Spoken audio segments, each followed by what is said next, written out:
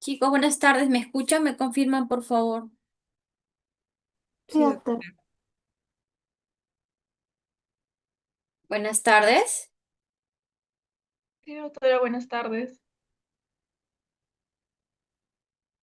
Sí, se le escucha, doctora. Buenas tardes. ¿Me escuchan? ¿Me Doctora, ¿nos confirman, por favor, escucha? chicos? Sí, doctora. Buenas tardes. Ok.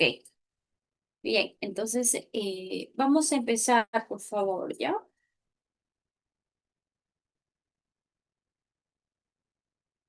Ahorita ya están conectados 47 alumnitos. Ok. Perdón, son 45 ahorita más. ¿Mm?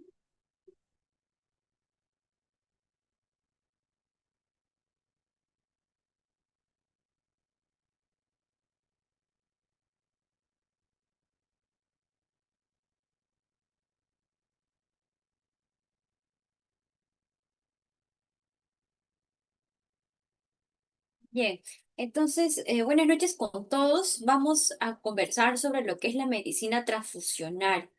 Les saludo a la doctora Guillén, soy médico hematóloga y ¿qué es una transfusión sanguínea? Entonces, recordemos que es un procedimiento médico terapéutico que va a tener como objetivo corregir una deficiencia de algún componente específico de la sangre. ¿Tienen idea cuáles son los componentes de la sangre?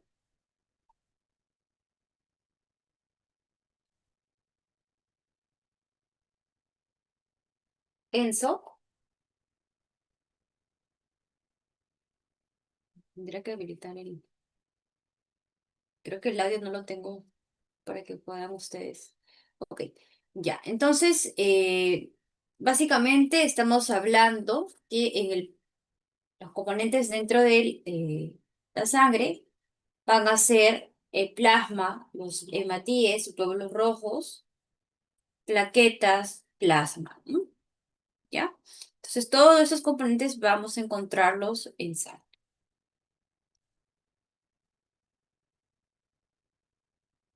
Para seleccionar un donante, hay que hacerlo con un protocolo. ¿Por qué? Porque tiene como objetivo tanto proteger al donante y más aún al receptor.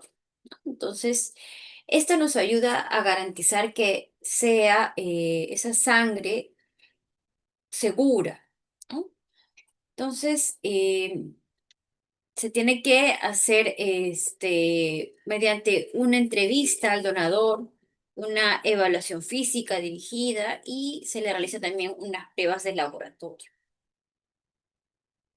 Hay unas recomendaciones que ya están establecidas, como la edad. Tendría que ser una persona candidata para donar entre 18 a 65 años, un peso mayor a 50, una presión arterial adecuada, el pulso también adecuado, dentro del rango, y los hombres deberían tener una hemoglobina mayor o igual a 13,5 y las mujeres mayor a 12,5.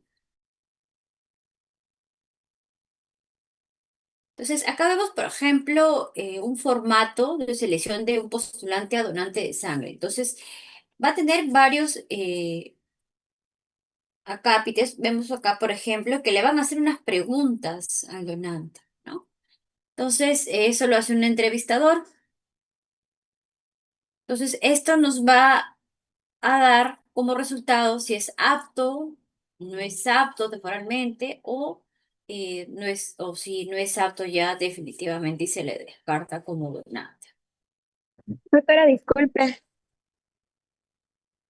Doctora, Tenemos tipos de donación, ¿no? Puede ser una donación completa, es cuando se dona aproximadamente un volumen de 400 mililitros de sangre. Donación autóloga es cuando voy a donar dirigido hacia, o sea, el donante y el receptor va a ser la misma persona. Voy a donar dirigido hacia mí mismo, ¿no? Entonces, es la propia sangre. La donación dirigida usualmente es cuando hay características especiales que requiera mi receptor como por ejemplo un un paciente que sea RH negativo, ¿no? Entonces, se dona justamente para ese paciente. Donación selectiva se refiere que es la sangre al momento que se está extrayendo del donante va a pasar por un equipo que es una máquina, se llama máquina de aféresis, y va a seleccionar, va a circular la sangre y va a seleccionar qué es lo que yo quiero reservar. Plaquetas, solamente hematíes. Entonces, eso se refiere a donación selectiva, ¿no? Y todo lo Claro. demás que ha circulado se nuevamente reincorpora al donante, ¿no? Entra nuevamente a su cuerpo. Disculpe, doctora, que le interrumpa. Lo que pasa es que sigue la misma PPT, no está avanzando. Recordemos que los hematíes en su superficie van a tener antígenos eritrocitarios. Entonces, esto va a ser producto directo de genes, ¿no? Tenemos al grupo RH, al DAFI, al KIT y grupo Diego. Hay otros grupos, otros productos indirectos, ¿no? De genes que van a codificar una enzima que va a producir un antígeno, por ejemplo, como el LAU, ¿ya? Entonces, estos van a tener una herencia mendeliana y van a producir, como vemos acá, van a tener, son diversos,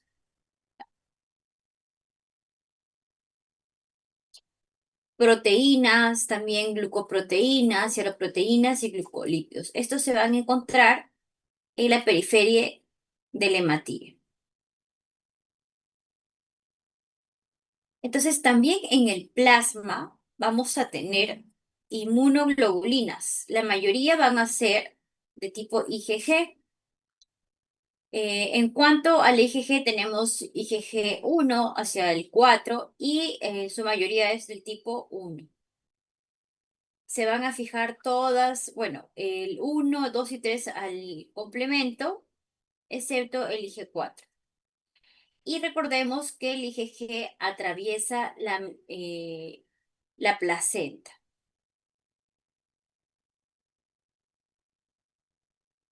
Vemos acá que la mayoría de inmunoglobulinas es del tipo IgG a nivel de plasma, tienen un peso menor que el IgM, por eso es más fácil que atraviesen la placenta. eh, y van a activar también ambos el complemento. Entonces, su temperatura de reacción es a temperatura corporal 37 y es un tipo de anticuerpo usualmente de origen inmune. A diferencia del IgM, que es la vamos a encontrar de forma natural. En cambio, acá tiene que haber una sensibilización. Entonces, los grupos sanguíneos vamos a tener más de 285 antígenos organizados en 29 sistemas, ¿no? Los más relevantes de estos sistemas son el LAO y el RH. Y estos van a producir anticuerpos naturales. O sea, como vamos a tener antígenos en la periferia de mi hematíe, vamos a producir anticuerpos naturales. O sea, vamos a nacer con eso, ¿ya? Estos anticuerpos dirigidos contra algunos antígenos que son usualmente los que no tenemos. Entonces, según la importancia clínica, o sea, clínicamente significativos son los IgG, mientras, hoy, ok, se quedó en la misma diapositiva, un momentito.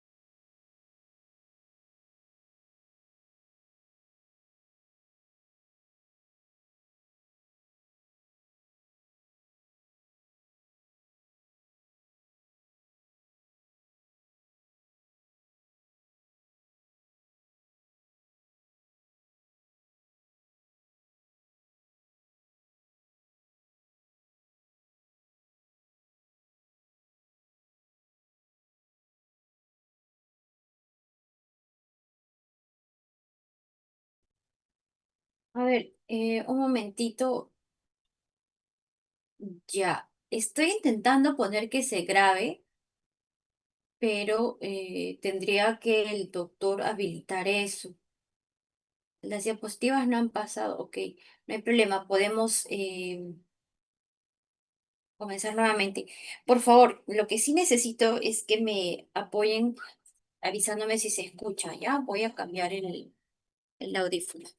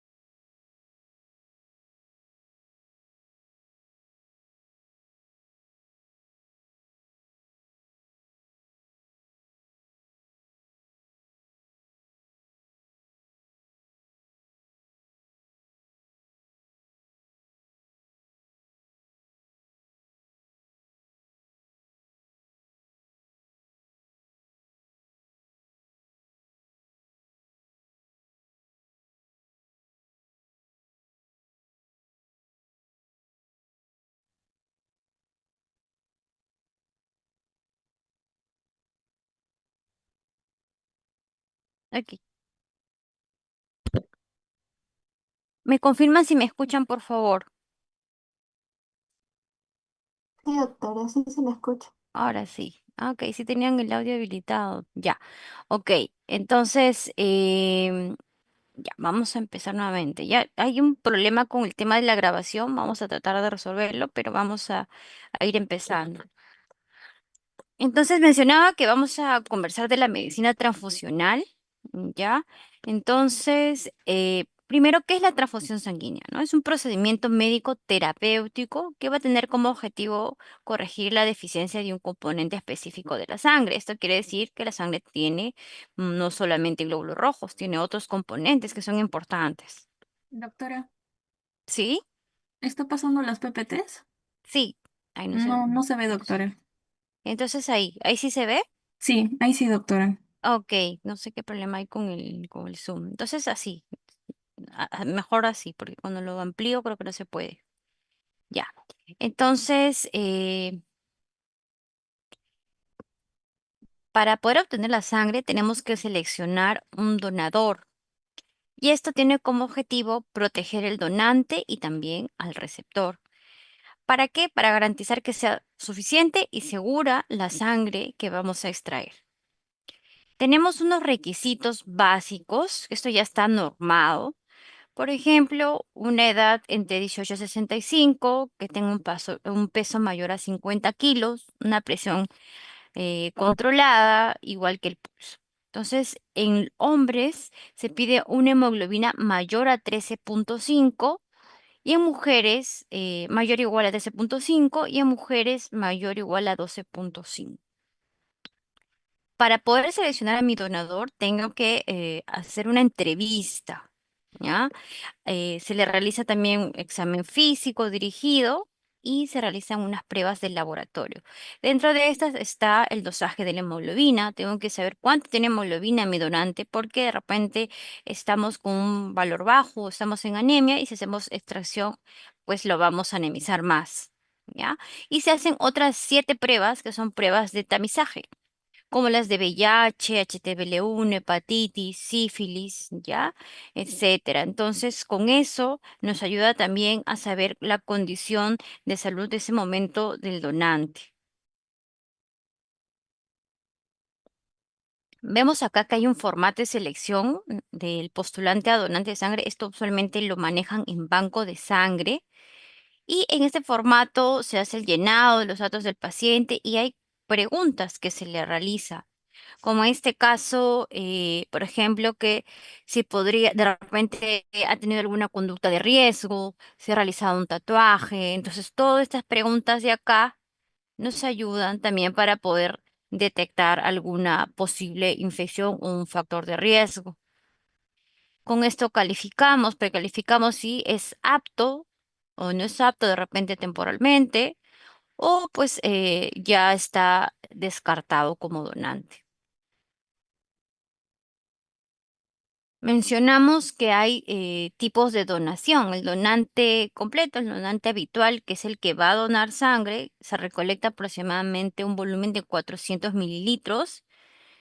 La donación autóloga, que está dirigida hacia la misma persona, donante y receptor, es la misma persona, es la sangre propia. Es decir, yo puedo donar sangre, por ejemplo, pongamos que me van a hacer un procedimiento quirúrgico.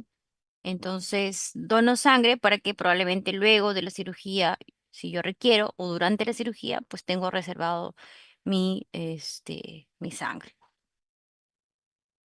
La donación dirigida es en casos mm, especiales usualmente, ¿no?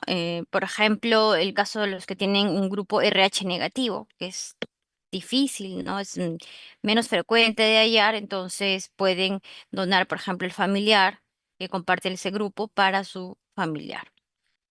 Donación selectiva o por aféresis consiste en que el donante para poder generar la extracción, se le va a hacer mediante una máquina, que es la máquina de aféresis, y ahí se va a extraer, a medida que va a circular la sangre por ese equipo, se va a extraer selectivamente, por ejemplo, plaquetas o solamente paquete globular, y el resto de componentes regresan nuevamente al donante. Entonces va a ser de manera selectiva.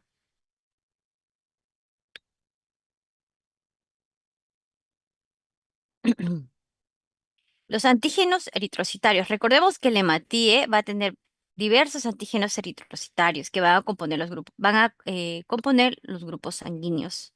Estos van a ser producto directo de genes, como el grupo RH, el DAFI, KIT, Diego, o puede ser productos indirectos, ¿no? De algunos genes que van a codificar una enzima que va a producir un antígeno, por ejemplo, el del grupo AU.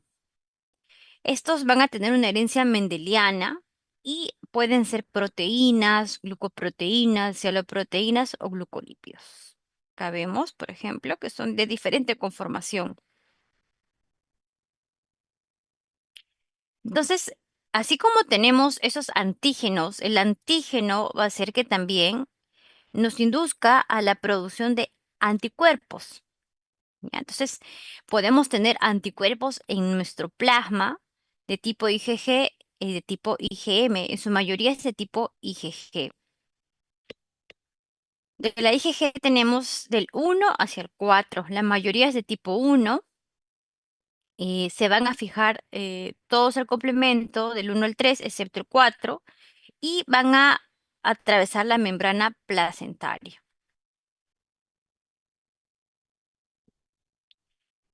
El peso molecular va a ser diferente en el IgG y IgM. El IgG tiene un peso menor, por eso va a poder atravesar fácilmente la placenta. Ambos me van a activar el complemento. La temperatura en que actúa el IgG es en 37 grados a temperatura corporal. Esto usualmente es de origen inmune, tiene que haber una sensibilización. Y el IgM es de se activa a una temperatura de 4 grados y usualmente es de un anticuerpo de tipo natural.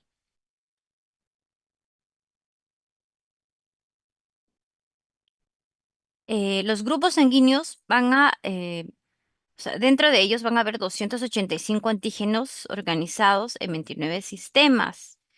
Los más importantes, los relevantes son el ABO y el RH. Y estos van a inducir los grupos sanguíneos, los antígenos, a la producción de anticuerpos naturales. Estos se van a clasificar según su importancia clínica. Vemos que los que son significativos clínicamente es el tipo IgG y en la presencia en suero, los que no son significativos, el IgM. O sea, nosotros ya, producto de nuestros antígenos, vamos a tener en nuestro plasma el de tipo IgM. Dentro de esos tenemos los regulares, que son dirigidos contra el labo. Usualmente se van a estar aquellos que, por ejemplo, si yo no tengo un antígeno, pues voy a tener un anticuerpo dirigido contra el antígeno que me falta, porque yo no puedo dirigir normalmente un anticuerpo contra los antígenos que tengo, porque si no estaría pues hemolizando, ¿no? Entonces también tenemos de tipo irregulares, que son los diferentes del grupo ABO.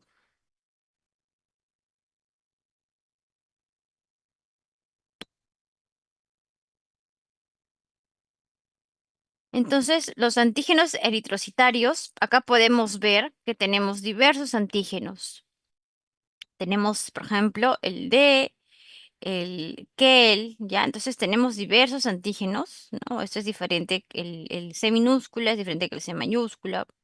Entonces, estos van a estar ya clasificados en el grupo sanguíneo, ¿no? El antígeno D, por ejemplo, está en el RH, el C también en RH, el E también, K de KEL. Entonces, vemos que acá hay diversos.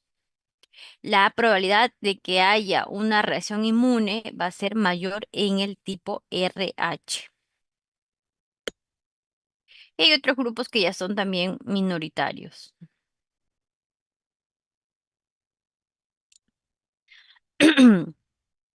¿Cómo clasifico los anticuerpos contra los antígenos sanguíneos? Podemos tener autoanticuerpos, esto es cuando ya es algo anormal, no son anticuerpos, es que mi organismo dirige anticuerpos contra mis propios antígenos. Entonces estos van a ser anticuerpos tanto irregulares o adquiridos. O tenemos los aloanticuerpos que también se pueden generar cuando se adquiere, usualmente cuando hay una transfusión, cuando hay sangre de otra persona, ¿no? Se puede producir anticuerpos regulares de forma natural, irregulares también naturales o de forma adquirida.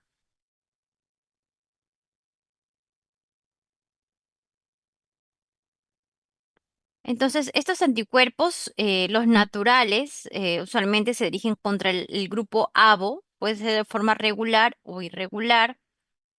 Recordemos que el IgM se fija al complemento y puede generar lisis intravascular. Y los adquiridos puede ser por mecanismos inmunes, autoinmunes o incluso por medicamentos. Los anticuerpos, eh, cuando se activa el IgG, va a haber lisis extravascular, o sea, a nivel del vaso y van a estar uniéndose un complejo de eritrocitos con los anticuerpos.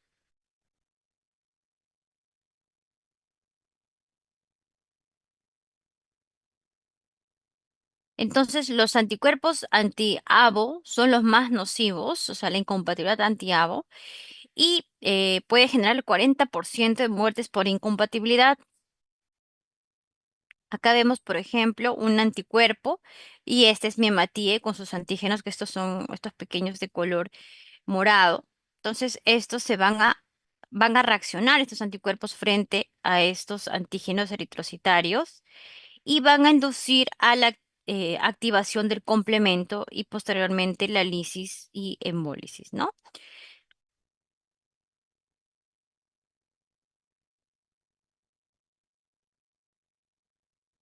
Entonces dijimos que son anticuerpos clínicamente significativos, los que van a causar morbilidad.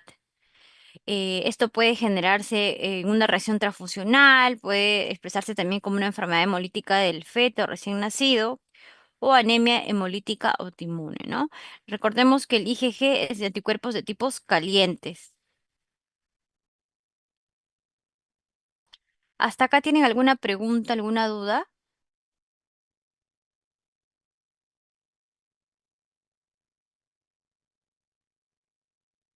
No, doctora. Ok, se puede.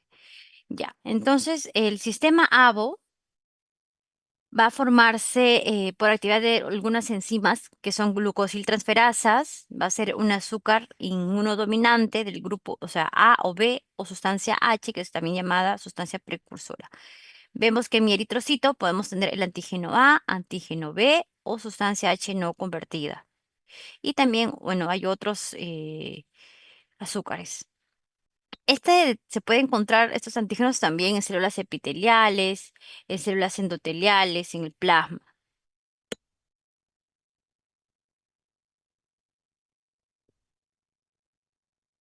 Vemos acá, por ejemplo, que estos son azúcares, ¿no? Están conformados por fructosa, galactosa, glucosa, acetilglucosamina, acetilgalactosamina. Entonces, dependiendo de cómo es esa unión, se va a generar una conformación y me va a dar cierto grupo. Vemos en el grupo O que va a tener unas ceramidas. En el grupo A va a haber, perdón, acá en el grupo O tenemos una sustancia precursora y el antígeno H. En el grupo A tenemos el antígeno A, en el grupo B antígeno B, que es todo esto, y en el grupo AB lo que son antígenos A y B. Entonces, les mencionaba, yo voy a generar naturalmente anticuerpos contra lo que no tengo, en el caso del grupo sanguíneo. Si yo tengo antígenos A, voy a generar anticuerpos contra el antígeno B. Si tengo el antígeno B, generaré anticuerpos anti-A, que van a estar a nivel del plasma. Si tengo el grupo AB, o sea, antígenos AB, si tengo ambos, genero contra lo que no tengo, pero ahí está todo, entonces no genero anticuerpos. Y como en el caso del grupo O, no va a tener antígenos, genero anticuerpos contra lo que no tengo, ¿no? Los antígenos que no tengo, entonces serían anticuerpos anti-B y anti-A. Son anticuerpos de tipo natural.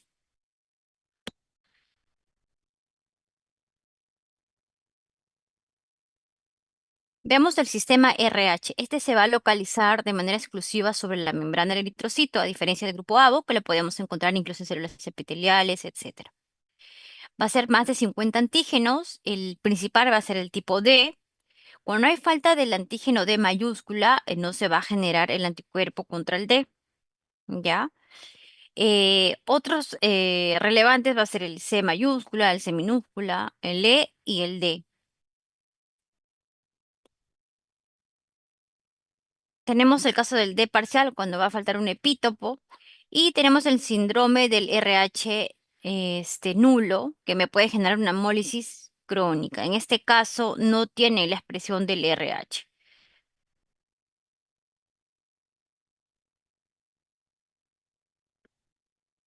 Entonces, a nivel genético tenemos un gen del RH y va a hacer que se exprese el antígeno D, me va a dar el RH positivo.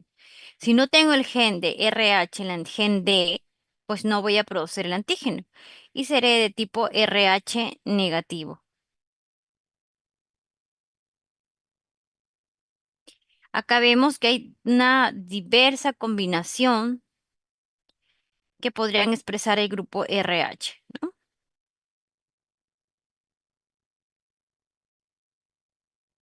Ahora, los anticuerpos anti-RH se van a formar tras la exposición, o sea, van a ser de tipo IgG. Los más antigénicos van a ser el D, C y E. Y esto va a generar que haya una hemólisis extravascular tardía. Entonces, recordemos que en el grupo ABO vamos a tener anticuerpos naturales, ¿ok? O sea, vamos a nacer con esos de tipo IgM. En el caso del RH no vamos a tener anticuerpos contra estos, ¿ya? Estos se forman después de una sensibilización o exposición. usualmente cuando hay alguna transfusión o en caso de gestación.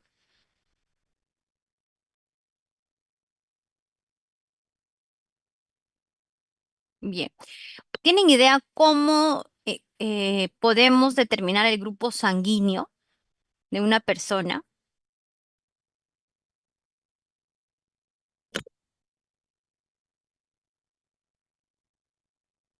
Chicos,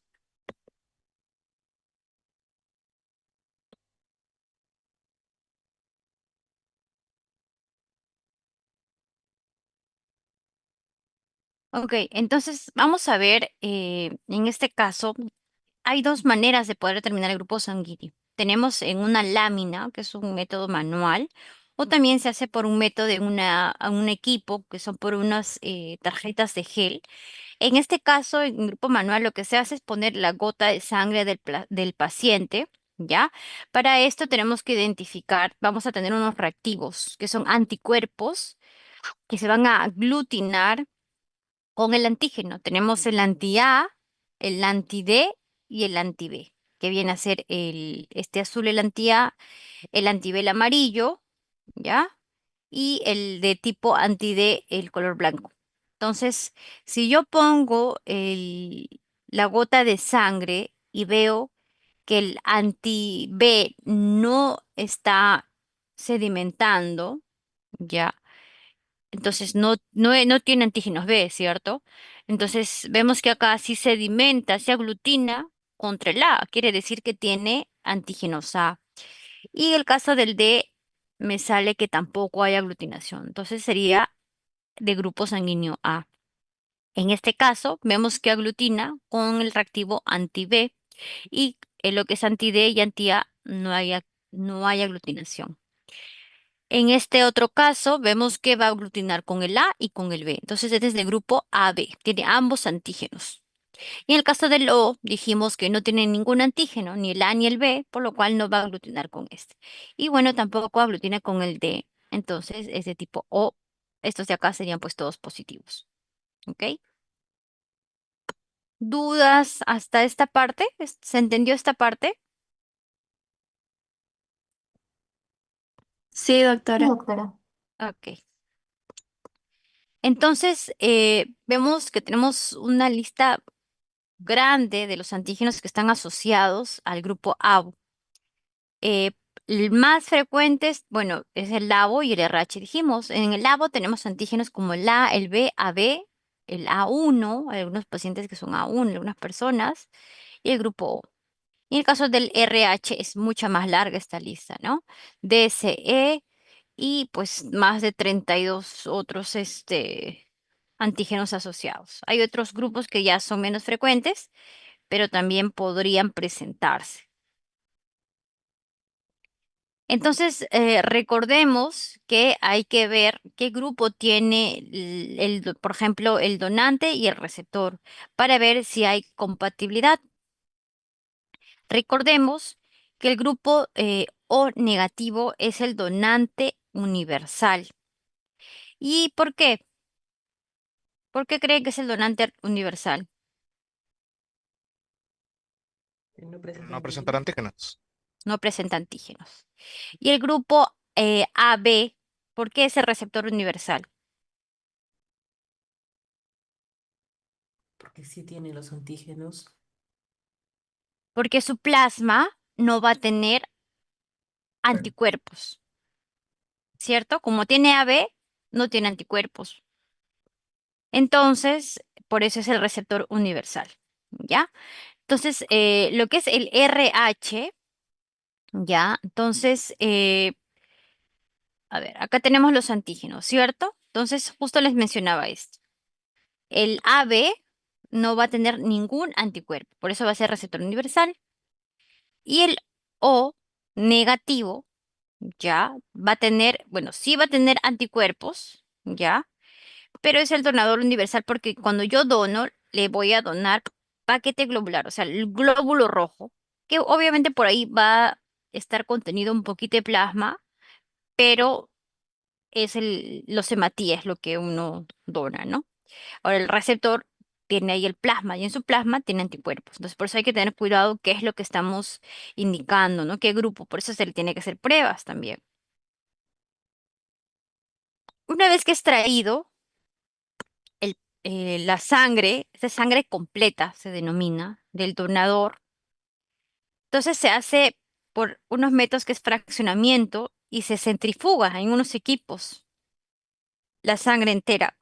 Y luego, según el peso, esto también se va a ir formando en capas. El plasma, que es la mayoría de lo que se extrae, va a estar por encima.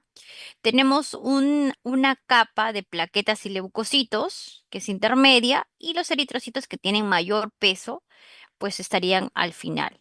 ¿Ya? Entonces, la sangre va a estar conformada por plaquetas también, que la tenemos en este caso, en esa capa de plaquetas y leucocitos. Las plaquetas estarían encima, las células mononucleadas, los granulocitos, o sea, los leucocitos, estarían a intermedio y los eritrocitos más abajo, ¿ya? Según el peso de la célula. Entonces, ¿cuáles son los hemocomponentes? Vimos que podemos extraer plasma rico en plaquetas, concentrado de plaquetas, concentrado de matíes, plasma fresco congelado. De plasma fresco congelado se puede obtener crioprecipitados y también podríamos obtener hemoderivados, ¿no? Como viene a ser, o sea, los hemocomponentes son los que se van a derivar de la misma sangre. ¿Ya? Y los hemoderivados son aquellos que mediante una manipulación de laboratorio podríamos obtener, ¿no? Como los factores de coagulación, globulinas, albúmina. Se tiene que realizar pruebas cruzadas para poder obtener una transfusión segura. Entonces, hay que ver la historia clínica del paciente, ¿no? Si ha recibido transfusiones anteriormente, en caso de las mujeres, eh, si ha tenido abortos, porque eso pudo haber hecho que se desensibilice, porque el producto, el feto, en todo caso, que no llegó a concebirse, pudo haber tenido el grupo del padre, que no sea compatible con el de la mamá. ¿Ya? Si hubo algún antecedente de parto, saber qué grupos tienen, han tenido los hijos. Entonces, esos datos es importante. ¿Qué tipo de sangre y factor tiene mi paciente? Y tenemos que, o sea, se puede detectar, pero no se identifica a veces específicamente los anticuerpos, porque ahí sí tendría que hacerse un estudio hematológico más profundo, ¿no? Y tenemos etapas, ¿ya? Entonces, tenemos la prueba cruzada mayor, que es la prueba del donador. Entonces, esta es para comprobar la compatibilidad del grupo ABO entre el donador y el receptor. Se van a detectar anticuerpos en el suero del receptor contra los eritrocitos del donador. Entonces, lo que se hace es, se toma los glóbulos rojos del donador y, por ejemplo, en ese tubito vemos, y el plasma del receptor. Entonces, esto se agrega acá, se le aplica un reactivo y se va a ver si es que esto se va a aglutinar o no, ¿no? Para detectar si hay esos anticuerpos. Y la prueba cruzada menor es la prueba del receptor. Entonces se va a detectar anticuerpos en el suero de este caso, es del donador, que puedan reaccionar contra los eritrocitos del receptor. Entonces acá también se toma glóbulos rojos del receptor y se aplica en el plasma del donador. Se pone un reactivo y se ve si hay aglutinación. Si aglutina, recordemos que es positivo y si no aglutina, vemos que es negativo. Y tenemos un control, ¿no? Para detectar, o sea, del mismo paciente, se usa el plasma y glóbulos rojos del mismo paciente, ¿no? Para ver si tiene autoanticuerpos. O sea, que su propio organismo haya producido anticuerpos. Entonces, las pruebas cruzadas se tienen que hacer a temperatura ambiente tanto para detectar incompatibilidad ABO, anti-M, anti-N. Y a 37 grados para ver si hay anticuerpos anti-D, anti-K o anti-E, ¿no? Este es el TEMS de Coombs. En cuanto a se utiliza solución de albúmina de suero de bovino para incrementar la aglutinación por anticuerpos tipo IgG-RH y solución salina de baja concentración iónica que acorta el tiempo de aglutinación. Esto ya es lo que se realiza en el banco de sangre. Entonces, ¿por qué es importante seleccionar las unidades? Para descartar enfermedades transmitidas por la sangre, ¿no? Enfermedades infecciosas, pueden ser virales, hepatitis B, hepatitis C, HTV1, también el caso de la sífilis, ¿no? Puede ser bacterianas, tenemos también parasitarias. Entonces, para eso es importante hacer las pruebas de tamizaje.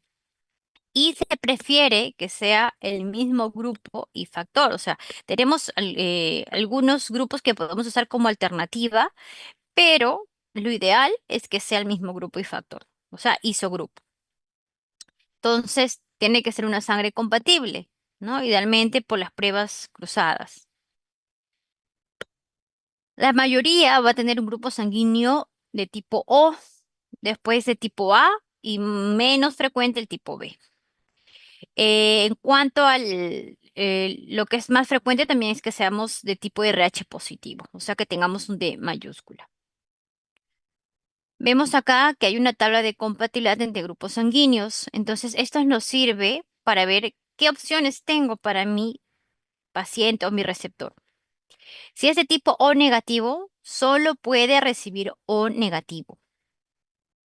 Si es O positivo, tengo la opción de darle O positivo o negativo. De tipo A negativo o A negativo o O negativo. En caso del A positivo, puede recibir O negativo, O positivo, A negativo y A positivo. El B negativo, O negativo o B negativo. El B positivo, O negativo o positivo y el B negativo o el P positivo. El AB negativo puede recibir O negativo, A negativo, B negativo o AB negativo. El AB positivo puede recibir todo tipo de paquete globular, ¿no? Es compatible con todos. ¿Ya?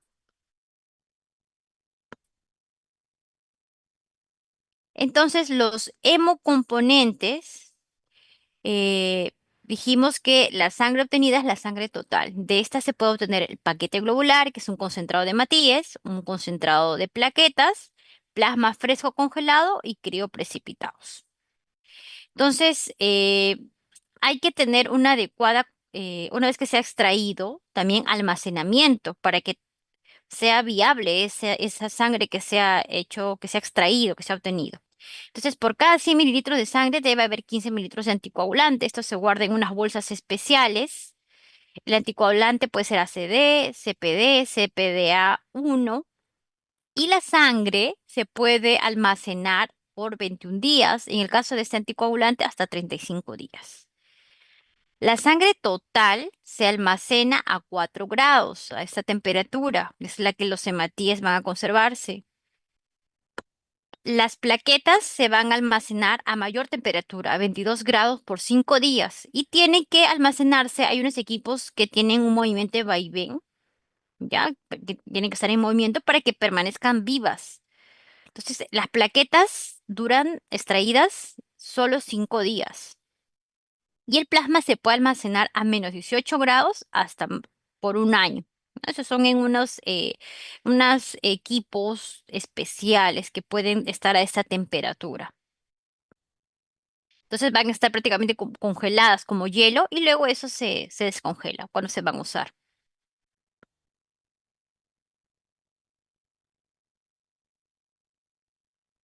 Entonces, la sangre total se extrae más o menos 450 mililitros, la sangre que todavía no es fraccionada, puede durarnos hasta 35 días. Se puede usar en caso de hemorragias agudas, ¿no? Para transfusión en neonatos o puede transfundirse también mediante, en realidad debe transfundirse con un filtro, ¿no? Y máximo durante 4 horas y me puede elevar la hemoglobina de 1 gramo o el hematocritro de 2 a 3, ¿no? Entonces, esta es la sangre total, ¿ok? Entonces, vemos que acá vamos a tener los hematíes y los demás componentes, el plasma y todo lo demás que hemos visto, ¿ya? Entonces, va a mantener las propiedades por un tiempo limitado, ¿no? Va a haber pérdida de actividad de los factores de coagulación que son lábiles, como el 8 y el 5, y que la habilidad y función plaquetaria, pues, va a ser un producto poco accesible. Entonces, usualmente lo que es el uso de sangre total ya está en desuso. Lo que usamos es el concentrado eritrocitario, o sea, el paquete globular. Entonces, este sí tiene el volumen, esa es la mitad prácticamente, de 250 mililitros. Eh, Más o menos lo que se hace es extraerle el volumen del plasma, ¿no? Más o menos 250 mililitros. Se puede conservar a una temperatura de 1 a 6 grados, hasta 35 días me puede durar y se administra con un filtro. Entonces, en cuándo transfundir al paciente que está estable, ahora se trata de tener un manejo más conservador, ¿ya? Entonces, no solamente es por los parámetros de la hemoglobina, sino también por la clínica de mi paciente. ¿Por qué? Porque ya vimos que puede haber transmisión de infecciones, o sea, puede haber reacciones transfusionales, ¿no? Transmisión es un riesgo también transfundir. Entonces, se dice que la transfusión más segura es la que no se realiza. Transfusión de infecciones, reacciones transfusionales inmunes, etcétera. Entonces, en este caso, cuando mi paciente está estable, tenemos un paciente en UCI que está sintomático, pero es un paciente complejo, si la hemoglobina está menor a 7, se recomienda la transfusión. Paciente posoperado que esté con síntomas de anemia, si mi hemoglobina está menor a 8, se debe considerar la transfusión. Si es un paciente cardiópata, un riesgo de que se reinfarte, si mi hemoglobina es menor a 8, se debería también considerar la transfusión. ¿Ok? Ahora, si está sintomático, así tengo una hemoglobina de 9, por de repente otras comorbilidades, también deberíamos considerar la transfusión. Ahora, el uso de los hemocomponentes. En este caso, se tiene que transfundir lentamente a un ritmo de 10 gotas por minuto, vigilando la aparición de efectos adversos durante los primeros 5 a 10 minutos. Y luego se puede subir la velocidad entre 30 a 60 gotas por minuto. Todo eso lo realiza la enfermera.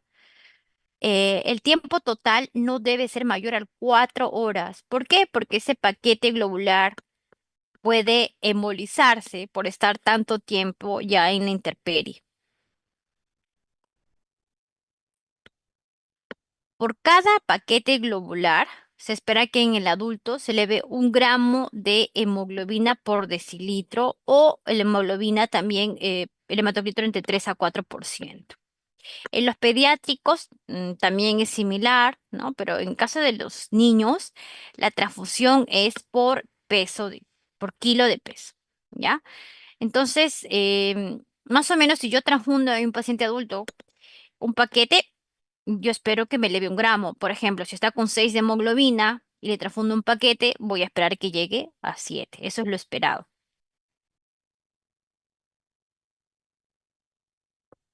En el caso de los concentrados de plaquetas, este tiene un volumen más pequeño. Lo vemos acá. Les mencionaba que hay un equipo que hace que estén como que vibrando, mueve las plaquetas, ¿ya? Entonces su volumen es de 50 mililitros, duran de 5 máximo a 7 días, deben ser preparadas o sea, deben ser preparadas antes de 8 horas para que luego de la extracción de sangre. O sea, una vez que extraigo la sangre, tengo hasta 8 horas para poder hacer mi filtración, mi centrifugación y obtenerlas, porque si no, pues las plaquetas ya no son activas, incluso ya como que mueren. Entonces, debe almacenarse entre 20 y 24 grados, a una temperatura mayor que el paquete globular, y debe agitarse a baja velocidad para facilitar el intercambio gaseoso y se mantenga. En cuanto a lo que es el uso de los concentrados de plaquetas, se puede usar como prevención, o sea, la transfusión en algunos casos, por ejemplo, si tengo un paciente que está con una trombocitopenia posterior a haber recibido quimioterapia, si está menos de 10.000, si voy a colocar a CBC, si están las plaquetas menor a 20.000, si voy a hacer una punción lumbar, si es menor a 50.000, si voy a hacer una cirugía mayor electiva, si está menor a 50.000, o el caso, por ejemplo, si es de una cirugía de sistema neurológico, pues se recomienda que mis plaquetas estén de 100.000 para arriba, ¿no? Entonces ahí, si está menor a eso, tendría que transfundirle. Acá nos menciona que si hay un tratamiento antiplaquetario y hemorragia intracerebral, no hay evidencia de su uso. Esto se refiere a que algunos pacientes, pongamos que por algún motivo está con un sangrado intracerebral y ha sido antiagregado, por ejemplo, con aspirina. O sea, algunas guías te dicen que sí, deberías transfundirle, ¿ya? Para que te ayude a inhibir el efecto del antiagregante, ¿no? Pero no, esto no es todavía un consenso, ¿ok?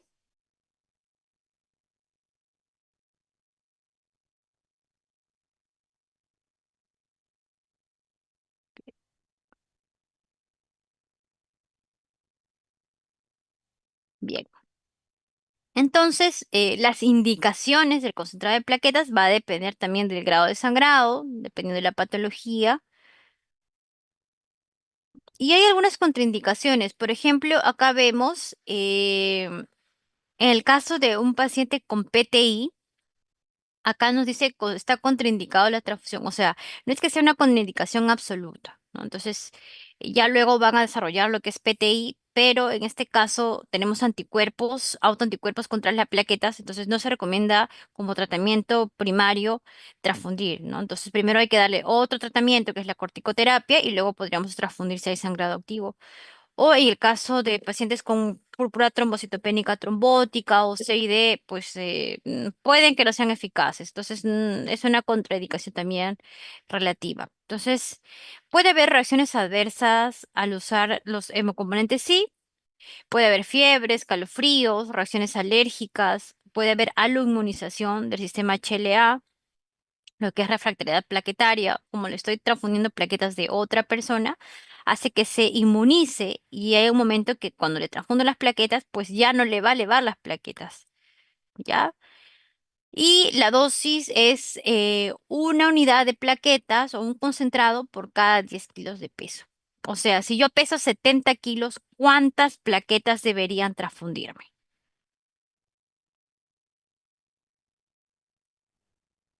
7 paquetes. 7 unidades de plaquetas, ¿ya? Entonces, este es igual en pediátricos. En caso de plaqueta es igual. Por cada 10 kilos, una unidad de plaquetas.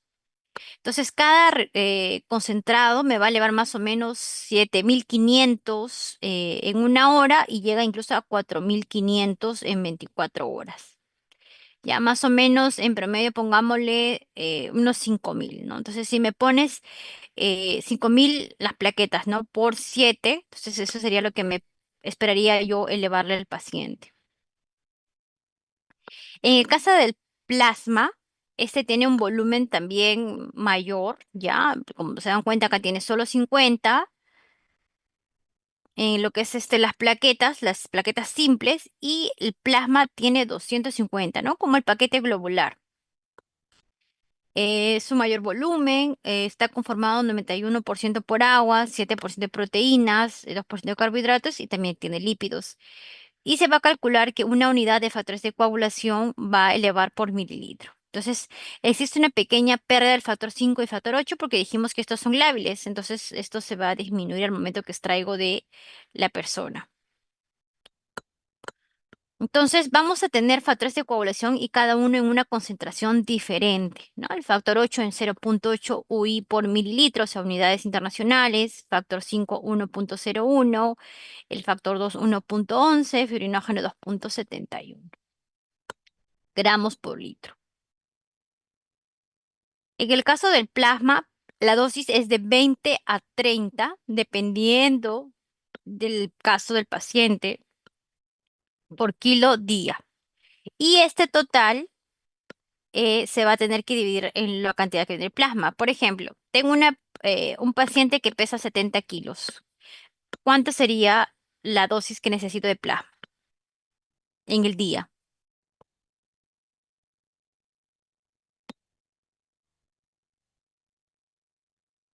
Chicos, si tengo un paciente que pesa 70 kilos y la dosis es 20 mililitros kilo día, ¿cuánto necesito en mililitros de plasma para ese paciente por día? 1400 1.400. mililitros. Claro. Ya. ¿Y de cuánto viene cada plasma? ¿De cuánto dijimos que viene cada bolsita de plasma?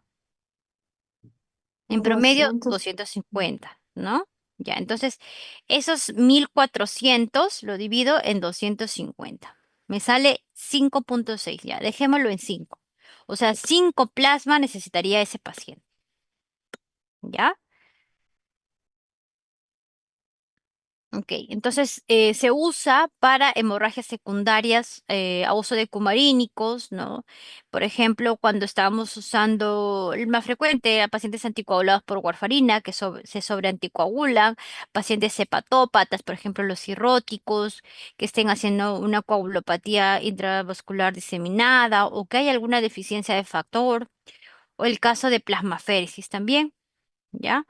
Entonces, no debe ser usado el plasma como reemplazo de volumen ni en niños ni en adultos. Ya los cristaloides, el cloruro de sodio, son más seguros, económicos y ahora están más disponibles.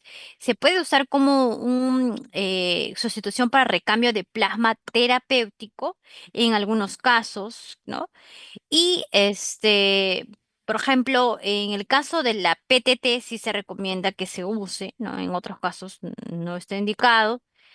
Si hay alteración de estudios de coagulación sin que haya sangrados, no es que esté indicado. O sea, no porque, por ejemplo, yo me hago una prueba de coagulación y me sale alterada mi perfil de coagulación, de repente fue un problema del procesamiento, ¿no? Entonces, si no tengo evidencia de sangrado, no solamente es por eso que le voy a transfundir plasma. No, si el paciente está hipovolémico, desnutrido, generalmente los pacientes hospitalizados tampoco le voy a dar transfundir plasma solamente para tratar de aportarle proteínas plasmáticas o inmunoglobulinas, porque estas van a estar presentes, sí, pero en pequeña cantidad. Entonces, eso no es el objetivo de transfundir plasma. Ahora, ¿cuándo se recomienda? Por ejemplo, si hay hemorragias agudas con un tiempo de protomina o TTPA mayor a 1,5 veces al valor normal, si hay déficit de factores de coagulación, ¿no? O sea, cuando son casos identificados. En el caso del CID, es en algunos casos, ¿ya? No se recomienda su uso de manera preventiva, no solamente si van a hacer procedimientos quirúrgicos y ahí va a aumentar el riesgo de sangrado, por ejemplo, ¿no? Casos de pacientes anticoagulados con un sangrado severo o alguna enfermedad hepática severa, no pongamos un cirrótico Charles B, Charles C, cuando hay alteración de los tiempos de coagulación y lo voy a realizar un procedimiento invasivo, ¿no? O sea, mi cirrótico, por ejemplo, siempre va a tener el perfil de coagulación alterado porque su hígado ya está afectado y no va a producir las proteínas, los factores de coagulación. Pero eso no quiere decir que yo le transfundo plasma y con eso le voy a corregir por siempre, ¿no? Le transfundo plasma y ese plasma vimos que los factores tienen un tiempo de vida media, entonces se van a terminar y ellos van a seguir con su trastorno de coagulación. Entonces se transfunde dependiendo si lo voy a someter a algún procedimiento invasivo o hay algún sangrado activo, ¿ya? Y se recomienda su uso, bueno, en casos de la PTT, que es la púrpura trombocitopénica trombótica congénita, o para hacer recambio plasmático. Tenemos los crioprecipitados, que vienen a ser, van a tener de 80 a 120 unidades de fracción coagulante del factor 8, 150 miligramos de fibrinógeno, 30% de factor 13 y 70% de factor de von Willebrand. O sea, los crioprecipitados son ricos en von Willebrand, ¿ya? Ese se extrae del plasma, tiene un menor volumen, ¿no? De 250, esto tiene 120, más pequeño. Entonces, el crioprecipitado también se transfunde más o menos una bolsa por cada 10 kilos de peso, ¿no? El crioprecipitado, al igual que las plaquetas. Las indicaciones son en el caso de hemofilia A, alteraciones de fibrinógeno, cuando hay un CID, deficiencia de factor 13, la deficiencia del factor de von Willebrand, o para profilaxis de procedimientos quirúrgicos con un fibrinógeno menor a 100. Ahora, podemos tener efectos adversos producto de las transfusiones, ¿no? Eso se puede presentar en un 20% de casos, puede ser tanto inmunológicas y no inmunológicas como las infecciosas, puede ser de tipo agudo, de tipo crónico. Tenemos reacciones leves, ¿no? Que puede ser una hipersensibilidad leve, reacciones alérgicas, urticariales, reacciones también ya moderadas a graves, que puede ser hipersensibilidad ya, o sea, de tipo moderado a grave, va a haber reacciones urticariales graves, reacciones febriles, ¿no? Que no van a ser necesariamente por hemólisis, y esto se da porque al momento que ponemos el paquete, pues recordemos que también puede pasar por ahí algunos leucocitos, ¿no? Y puede haber anticuerpos que se puedan dirigir porque son leucocitos de otra persona. Puede presentarse contaminación bacteriana de esas bolsas, reacciones a algunos pirógenos. Puede haber incluso, o sea, reacciones que pongan en riesgo la vida. Entonces puede haber hemólisis intravascular aguda, contaminación bacteriana, generar un shock séptico, sobrecarga de volumen. Por ejemplo, vimos que el plasma tiene un volumen pues de 250, entonces a veces no se toma en cuenta que de repente el paciente es un paciente cirrótico, un paciente renal, entonces hay que tener más cuidado con el manejo del volumen, si le voy a transfundir plasma o de repente paquetes que tienen más volumen, ¿no? Puede haber reacciones anafilácticas, incluso lesión pulmonar relacionada con las transfusiones. Y hay otras complicaciones tardías como las infecciones transmitidas por la transfusión. VIH, HTV1, hepatitis A, B, C, citomegalovirus, parvovirus, B19, infecciones como sífilis, la enfermedad de Chagas y el paludismo, ¿no? Ya cuando son parásitos intraeritrocitarios. Entonces, por eso se hace el tamizaje, esas pruebas que le mencioné previo a la transfusión de los donantes. Hay otras complicaciones tardías como reacciones hemolíticas retardadas, puede haber púrpura postransfusión, enfermedad injerto contra hospedador y sobrecarga de hierro si en caso se transfunde continuamente paquetes globulares. Entonces, si tenemos un paciente que ha recibido transfusión y tiene un incremento de la temperatura, puede ser una reacción febril que no sea hemolítica, ¿no? O de repente podría ser que hay una posible contaminación bacteriana o hemólisis. Si hay un incremento de la temperatura menor a 1 grado de la basal sin otros síntomas, lo que hacemos es observar cercanamente, tomar frecuentemente los signos vitales y si está estable sin otros hallazgos, continuar la transfusión. En este caso, si hay un incremento de la temperatura mayor a 1 grado centígrado de la basal o menor a 1 grado con síntomas como escalofríos, hipotensa, náuseas y vómitos, pues ahí hay que detener la transfusión, ¿no? Asegurar que tenga una adecuada línea venosa, evaluar al paciente, observar la identificación del paciente y la unidad, porque también puede haber que por error se esté transfundiendo de repente otro grupo que no se cruzó para ese paciente, darle antipiréticos, paracetamol, metamizol. Si estamos pensando en algo infeccioso, tomar hemocultivos o si es un paciente neutropénico, antibióticos. No se reanuda la transfusión, se realiza un hemocultivo si la temperatura se eleva más de 2 grados o existe una sospecha de sepsis y notificar a banco, ¿no? Para que envíen esa unidad y lo puedan evaluar. Entonces, con pacientes con fiebre constante debido a una enfermedad o un tratamiento que ya sea subyacente, entonces hay que evitar la transfusión si la temperatura está aumentando, ¿no? Porque no vamos a saber si es por la misma condición o por la transfusión. Tratar la fiebre con un medicamento antipirético antes de comenzar la transfusión y si hay incremento en la temperatura mayor a 1 grado por encima del valor basal, pues hay que tratar, pues como se mencionó acá, ¿ya? En caso de síntomas alérgicos como la urticaria, si es una urticaria leve, un rash o prurito en la piel solamente, podemos detener la transfusión, vigilar la vía venosa y evaluar al paciente. Podemos aplicar antihistamínicos, clorfenamina, notificar al médico tratante y el laboratorio, ¿no? De la transfusión de sangre, ¿no? Y si los síntomas se resuelven, pues se reanuda la transfusión. Si no mejoran los síntomas o empeoran o reaparecen, pues se tiene que interrumpir y pues enviar nuevamente la unidad de sangre a banco. Si tenemos probablemente una reacción alérgica, ¿no? Urticaria, rash, prurito o cualquier otro nuevo síntoma, ¿no? Que haya molestias, por ejemplo, edema en garganta, en lengua, se tiene que detener la transfusión, vigilar la vía aérea, pero la vía venosa y evaluar al paciente, ¿no? Verificar si realmente ese es el paciente y la unidad. Usar antihistamínicos, no reanudar la transfusión y notificar al laboratorio, ¿no? De lo que es la transfusión de sangre y pues de esa unidad para que la analice.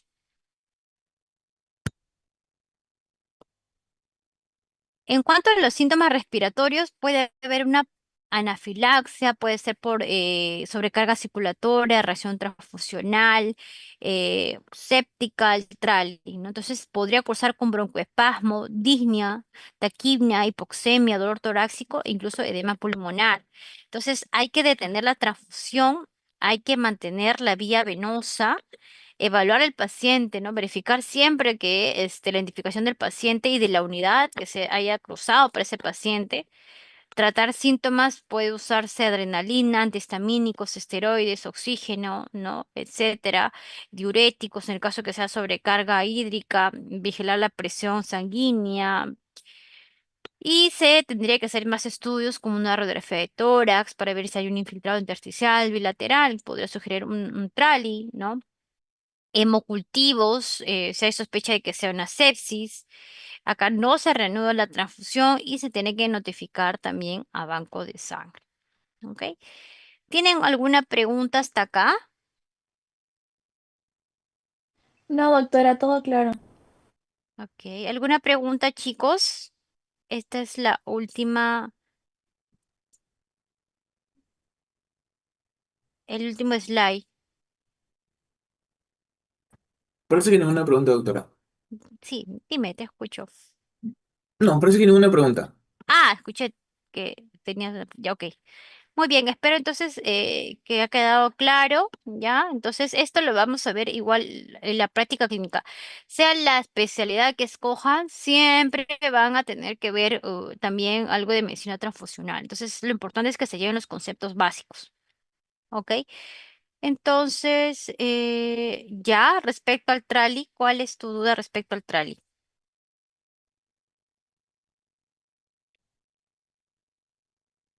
Veo que este...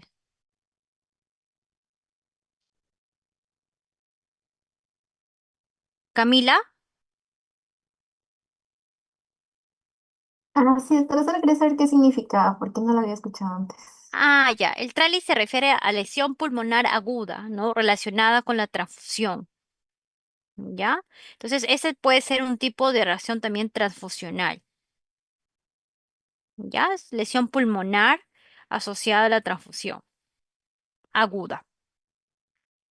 Ok. Muy bien, chicos. Buenas noches. Buenas noches, doctora, muchas Cuídense. gracias. Hasta Hola. luego. Gracias, doctora. Gracias. Buenas Buenas noches, noches. doctora. Muchas gracias.